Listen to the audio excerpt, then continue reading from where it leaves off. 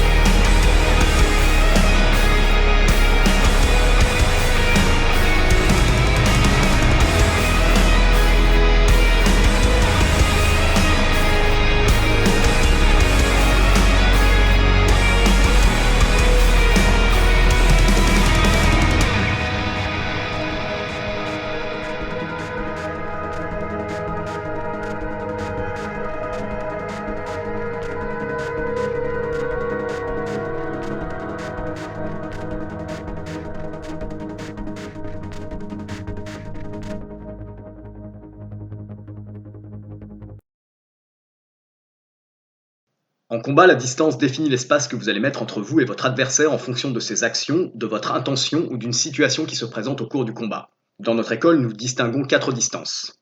1. La distance de sécurité. Face à votre adversaire, cette distance ne lui permet pas de vous toucher avec la pleine extension d'une frappe de pied ou de main, mais vous permet d'un bond de rentrer dans la distance longue ou dans la moyenne. 2. La distance longue. C'est la distance qui vous permet d'atteindre votre adversaire avec vos techniques de frappe de jambe en pleine extension ou avec des techniques de frappe de main propulsées par des déplacements. 3. La distance moyenne ou distance du pont.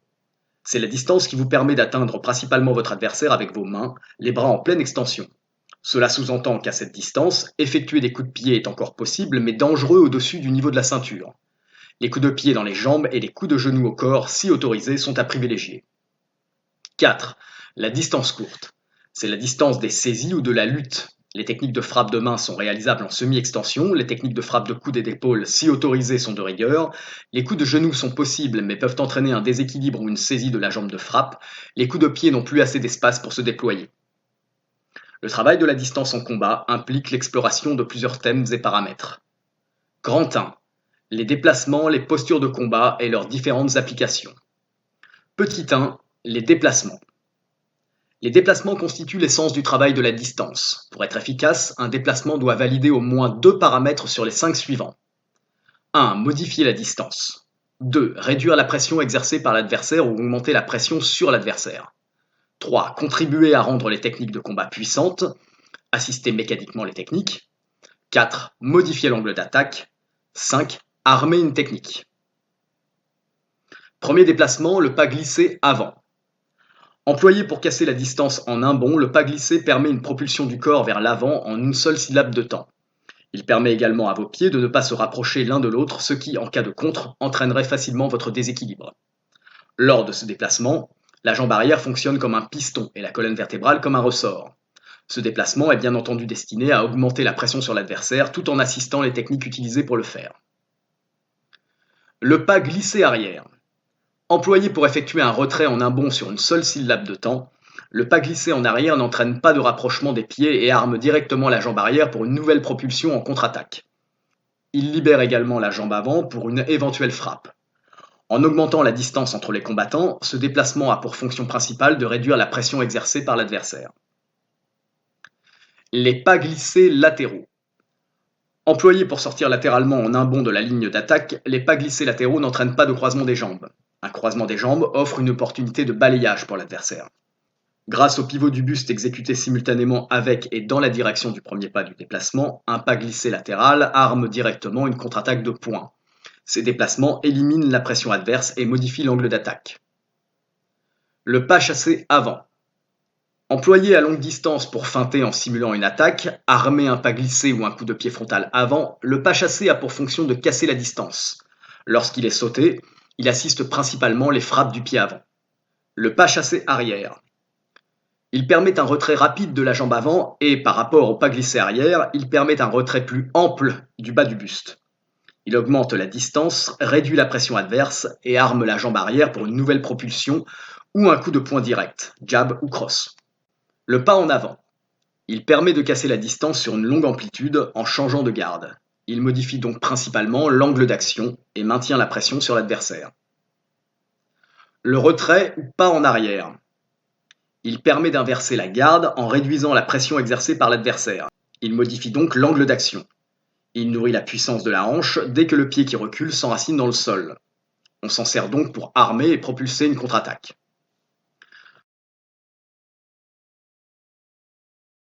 Le changement de garde. Il permet de modifier l'angle d'action sur une courte distance tout en réduisant la pression adverse pour lui en administrer en retour. Le pivot.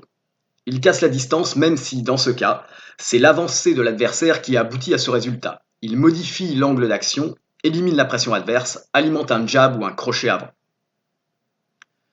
Les pas de sortie. Comme son nom l'indique, ce déplacement sert à sortir radicalement de la ligne d'attaque adverse tout en cassant la distance et en modifiant l'angle d'action, la ligne centrale de combat. Chaque pas du déplacement est à même d'alimenter une technique de bras et d'armer une technique de jambe. Il peut s'exécuter à partir d'un déplacement préalable de la jambe avant ou de la jambe arrière.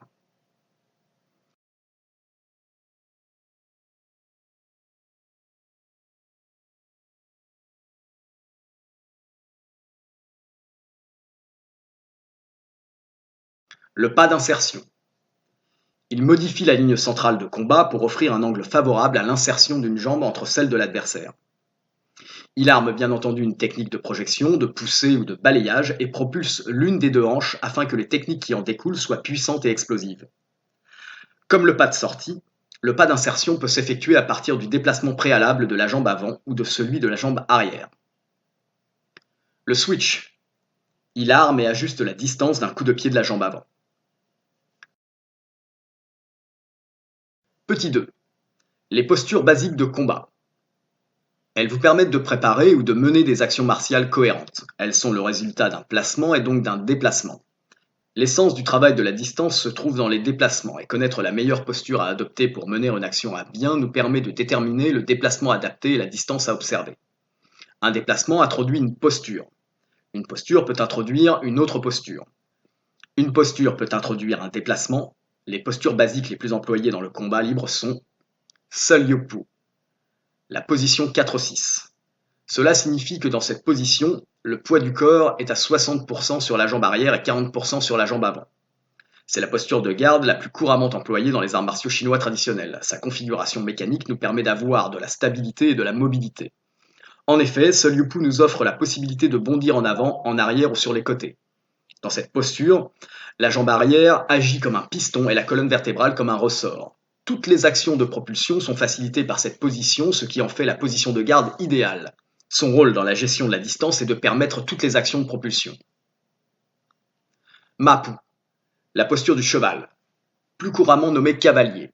C'est la position d'enracinement par excellence. On y cherche à descendre le centre de gravité au centre des deux appuis, pieds parallèles. Dans le combat libre, cette posture est employée en lutte pour projeter ou armer une autre posture. On dit que c'est une position d'insertion dans le sens où c'est pour obtenir cette position que nous nous insérons dans les jambes adverses. Elle nous permettra alors d'utiliser les jambes pour soulever, pousser, tirer ou effondrer le corps de l'adversaire. Cette posture est considérée comme la mère de toutes les autres car c'est une posture transitoire par laquelle on passe obligatoirement. De cette posture centrale naissent toutes les autres. C'est pour cette raison que, dans la plupart des styles de kung-fu, le renforcement des jambes est principalement effectué à l'aide de Mapu. Son rôle dans la gestion de la distance. Le rôle de Mapu est formateur puisqu'elle entraîne la puissance des jambes et donc leur capacité à propulser le corps rapidement. Pas de Mapu, le demi-cavalier. C'est une position Mapu avec l'un des deux pieds ouvert de manière à obtenir un angle de 90 degrés entre les deux pieds. La pointe de ce pied indique la position de l'adversaire. En situation de combat pied-point, cette posture nous permet d'avoir une solide accroche au sol et une grande stabilité lors des assauts adverses. On l'emploie lors des larges déplacements que nécessite un travail d'esquive vers l'arrière par exemple. Comme pour Mapu, Pan Mapu nous permet d'utiliser la force des jambes pour lutter. Elle est particulièrement adaptée lorsqu'il s'agit d'insérer la jambe avant loin entre les jambes de l'adversaire ou à l'extérieur de sa jambe avant. Son rôle dans la gestion de la distance. Pan Mapu sécurise les déplacements amples, c'est-à-dire ceux qui nécessitent un grand écart entre les deux pieds. Deng Sang Pu ou Gong Pu. Gravir la montagne ou position arc et flèche. Le kung-fu est la position la plus offensive qui soit. Elle résulte d'une pleine extension de la jambe arrière et d'une distribution du poids du corps à 70 degrés sur la jambe avant. Le genou avant ne doit pas dépasser la pointe des orteils du pied avant lors de l'action menée à l'aide de cette position, afin que ce pied puisse retenir le poids du corps au moyen d'un appui dirigé dans le talon. Sans cela, revenir rapidement en défense sur la jambe arrière serait impossible et l'adversaire n'aurait aucun mal à nous déséquilibrer sur l'avant. Utilisée en lutte, cette posture nous permet d'utiliser le sol pour pousser l'adversaire ou pour piéger sa jambe avant. Lors du combat pied-point, elle alimente les frappes de bras directes. Il faut bien mesurer l'importance de l'extension de la jambe arrière qui agit sur la rotation du bassin pour alimenter le pivot de la colonne vertébrale et de la barre des épaules. Le pied avant poussant également dans le sol, deux forces se rencontrent au niveau du bassin pour s'enrouler dans la colonne vertébrale et être redirigées dans les bras. On peut alors visualiser la jambe arrière comme étant la corde d'un arc qui, lorsqu'elle se tend, propulse les frappes de bras comme des flèches. On retrouve ainsi les descriptions des textes anciens qui, lorsqu'on les traduit, nous indiquent ce principe qui consiste à utiliser le corps comme un arc afin de lancer les techniques de bras comme des flèches. Le pied arrière se plante dans le sol à partir du tranchant intérieur. Ceci lui permet de renvoyer les pressions exercées sur les bras ou le corps dans le sol et d'offrir une base solide à l'alignement du pied arrière, du bassin et d'une des deux épaules.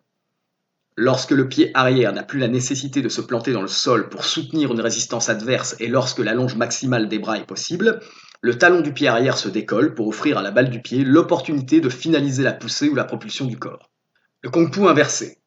Dans sa version inversée, le kung-fu devient une posture d'esquive, capable d'armer un coup de poing direct du bras arrière, un coup de pied de côté ou un coup de pied circulaire de la jambe avant.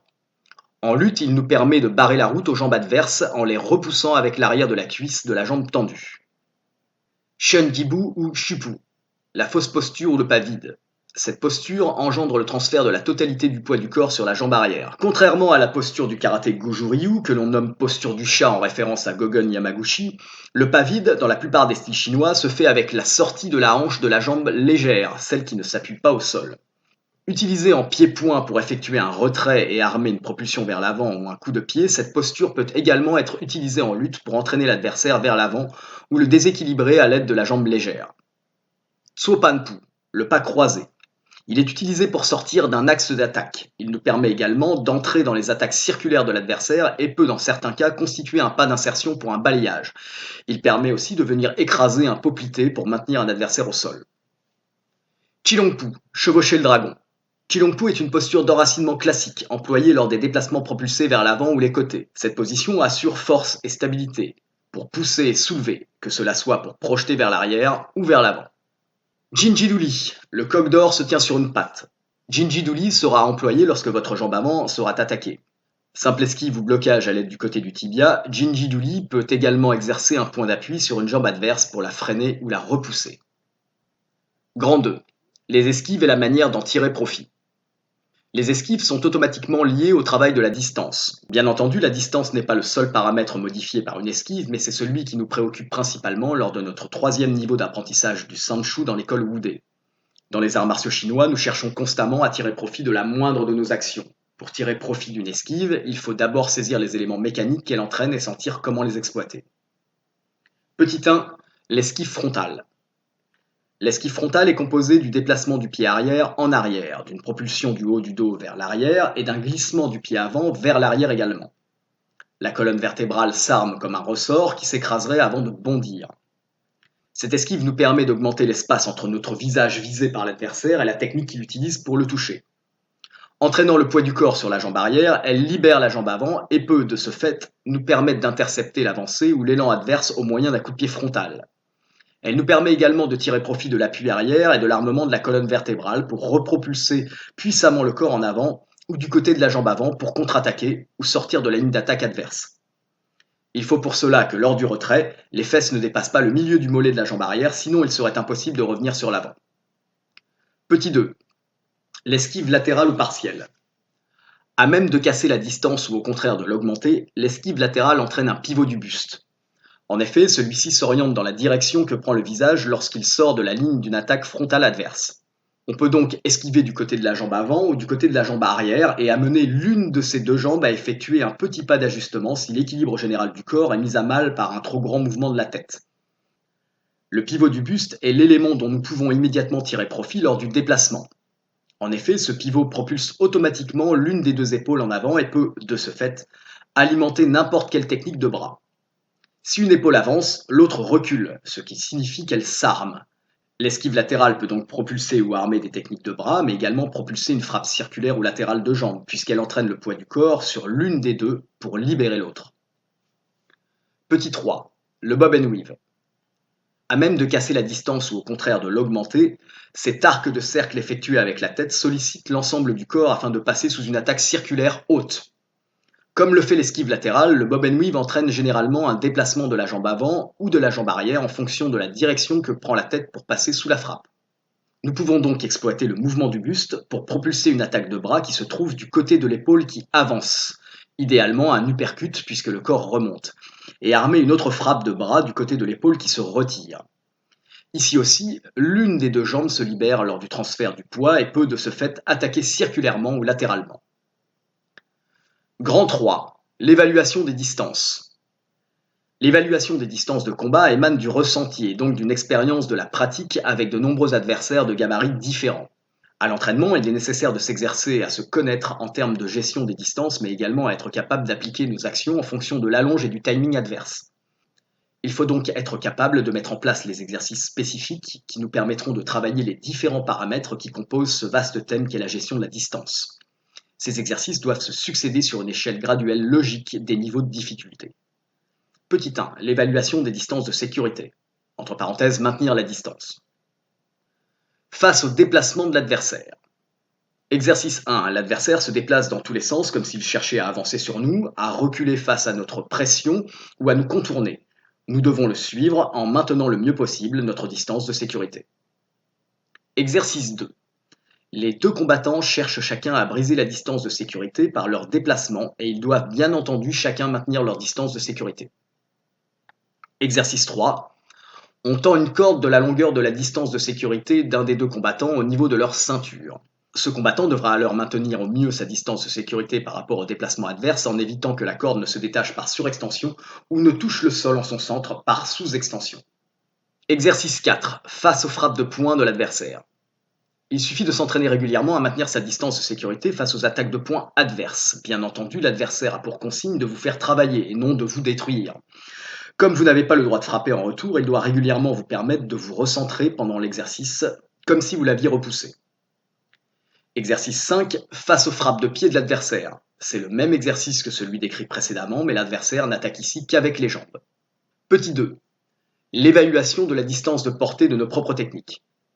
Il est crucial pour un combattant de connaître la distance de portée de ses propres techniques de bras et de jambes, et ce en fonction des déplacements qu'il utilisera pour couvrir la distance qui le sépare de sa cible. Bien entendu, l'effet qu'il souhaitera produire à l'impact engendrera la modification des paramètres d'engagement. Pour affiner la perception de nos possibilités en termes d'allonge et d'engagement, il convient de travailler chacune de nos techniques de frappe en statique et en déplacement sur une cible. La frappe sera une première fois exécutée à la touche, une seconde fois à 50% de la puissance et une troisième fois à pleine puissance. Il faudra être capable, avec l'entraînement, d'ajuster parfaitement l'engagement du corps et la distance d'exécution par rapport à la puissance à laquelle nous souhaitons frapper. Rappelons que la recherche martiale ne réside pas dans l'acquisition d'un pouvoir de destruction, mais dans celui d'un pouvoir de maîtrise totale du corps et de l'esprit. Petit 3. L'évaluation des distances à parcourir pour passer d'une distance à l'autre. Le combat étant un élément vivant et de ce fait toujours changeant, il faut être capable de s'adapter aux actions et aux réactions adverses et pouvoir passer aisément d'une distance à une autre, que cela soit en attaque ou en défense. En attaque, pour casser les distances, on peut utiliser un pas en avant, un bond, en pas glissé, en pas chassé ou en switch, une course ou une technique sautée. En retrait, pour éviter une attaque ou réduire la pression adverse et se préparer à contre-attaquer, on peut utiliser un pas en arrière, un bond en pas chassé, un bond en pas glissé, un switch ou une course tout en restant dans la ligne d'attaque. En dégagement, pour sortir de la ligne d'attaque, on peut utiliser un pivot, une sortie latérale en pas glissé, à partir de la jambe avant et arrière, ou encore une sortie latérale en pas chassé. Petit 4. L'évaluation des distances à adopter afin de gêner le travail technique adverse. Lorsque l'adversaire engage une action offensive, il doit avoir la place d'armer cette attaque. Suffisamment de distance pour que cette attaque prenne de la vitesse, de la puissance et qu'elle aboutisse au point culminant de sa force. Face à une attaque adverse, nous pouvons donc adopter deux stratégies différentes en ce qui concerne la gestion de la distance. Nous pouvons tenter de maintenir notre position en dehors de la portée des techniques adverses, ou tenter d'en gêner au maximum l'armement ou le déploiement. Bien entendu, la deuxième option sous-entend une certaine proximité avec notre assaillant, mais cela offre également davantage de possibilités de contre-attaquer en utilisant sa force. Il faut, pour maîtriser cette capacité à gêner l'adversaire, s'entraîner à adhérer et à suivre ses mouvements afin d'anticiper ses engagements. Cette stratégie complexe et subtile constitue l'essence des styles martiaux chinois les plus aboutis, comme le Wing Chun et le Tai Chi Chuan. Il faudra s'entraîner à gêner l'engagement des techniques de bras adverses autant que celles de ses jambes, que cela soit des techniques de frappe ou de lutte.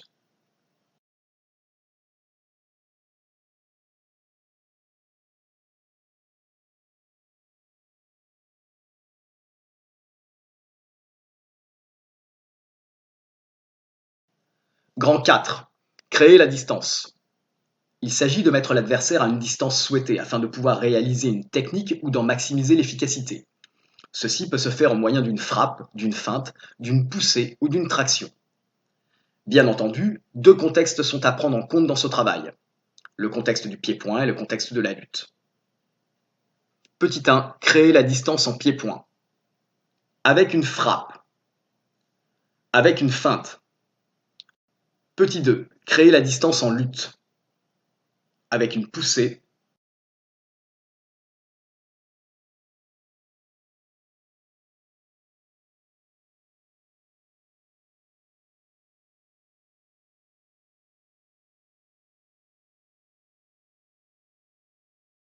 Avec une traction.